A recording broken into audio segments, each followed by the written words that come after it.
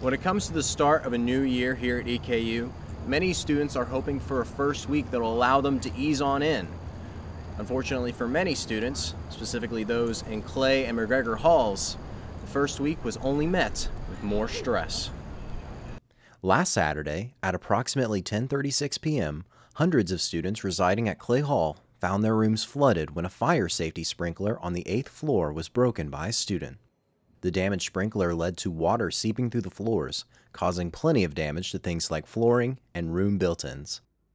This left Clay rooms soaked and unfit for students to sleep in. Action needed to be taken.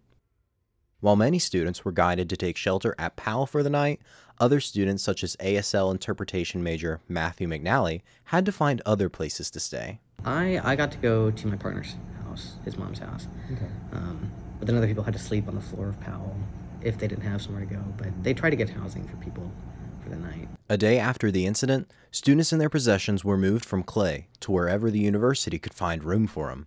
A process VP for Student Success, Engagement, and Opportunity, Dr. Tanley Wasson, revealed was more complicated than one would expect. We placed based on, so, we don't, for most halls, we don't do mixed gender floors. And so it was actually pretty difficult to find enough male spaces because we have more female floors on campus because we have a higher proportion of females to males. And so really it was just, let's make sure we get students the right gender on the right floor. There wasn't a, priority in terms of who students were in terms of their level or anything like that. It was just, let's start on the first impacted floor. Let's get all of those students moved. Let's go to the next floor, get all those students moved. And so we just kind of moved down the building from there.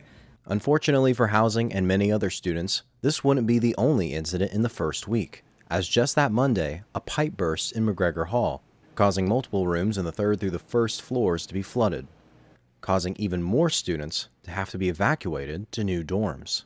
Kyla Raglan, a freshman broadcasting and electronic media major, was one of the unfortunate victims plagued by the second flooding on our campus. The further you got down the stairs, the more water there was. So when we got into my room, it had already drained a bit, but it was still coming in like through the walls and the pipes.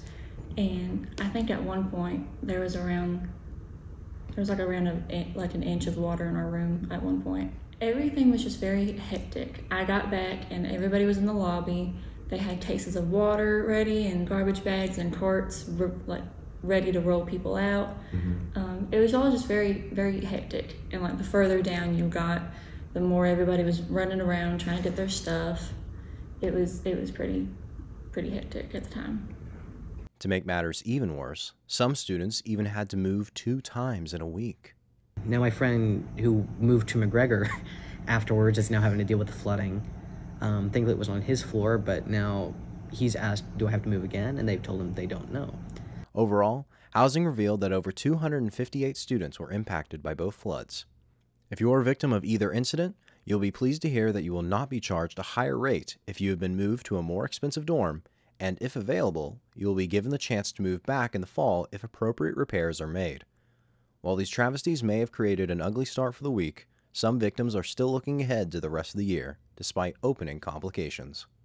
Everybody was very great throughout this whole process for us, and honestly, I know I've said it, but we are very thankful. It could have been a lot worse for us, and it wasn't, and honestly, I don't think I could be more grateful right now.